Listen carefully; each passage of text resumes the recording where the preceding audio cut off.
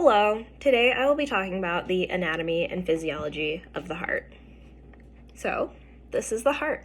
The heart is responsible for the circulatory system. The heart contains 4 chambers: the right atrium, the left atrium, the right ventricle, and the left ventricle. Between the atrium and the ventricle, there are valves. On the right side, we have the tricuspid valve, and on the left side, we have the bicuspid valve. The purpose of these valves is to prevent blood in the ventricles from flowing backwards into the aorta. Kind of a one-way system, because you only want blood flowing in one direction. Otherwise, bad things happen.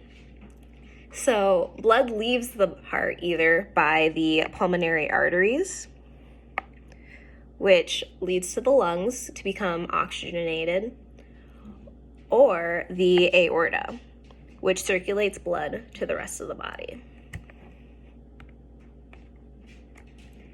The heart works via mechanical and electrical function. The electrical function triggers the mechanical function. The electrical function is controlled by conductive cells known as pacemaker cells that tell the heart to beat. Examples of this would be the SA node, the AV node, the Purkinje fibers, but as you can see, the electrical system has an influence over all of the chambers of the heart. The mechanical function is controlled by mechanical cells that, in response to the electrical impulses, contract the muscles and pump the blood. A good way to think of this is a conductor and an engine. The electrical impulses are the conductor, telling the engine, the mechanical cells, what to do. The electrical function are in charge, tell the heart what to do, and the mechanical cells actually do the workload and pump the blood throughout the body. The autonomic nervous system controls the heart. The autonomic nervous system is split into 2 divisions: the sympathetic and the parasympathetic.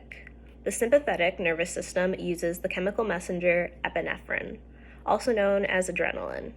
It speeds up heart rate, constricts blood vessels, and speeds conduction of the AV node.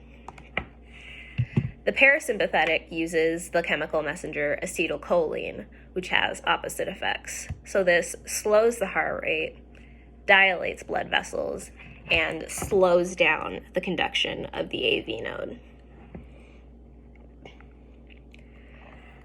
The way that blood flows through the body is that deoxygenated blood enters the heart through the superior vena cava, and it enters the right atrium.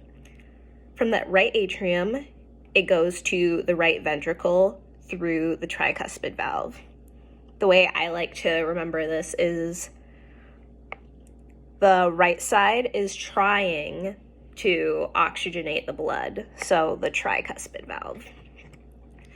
From the right ventricle, it goes to the pulmonary valve and exits through the pulmonary arteries, where it goes to the lungs, gas exchange occurs, and the blood is oxygenated.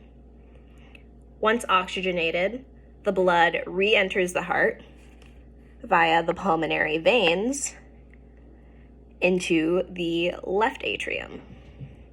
From the left atrium, it flows into the left ventricle through the bicuspid valve. The way I like to remember this is bicuspid valve, like bye, the blood's going throughout the body instead of staying close. So from the left ventricle, the blood goes to the aortic valve, through the aorta, and begins flowing throughout the body. When the blood needs to be oxygenated again, the blood re-enters the right side of the heart, and the cycle continues. And That is the anatomy and physiology of the heart.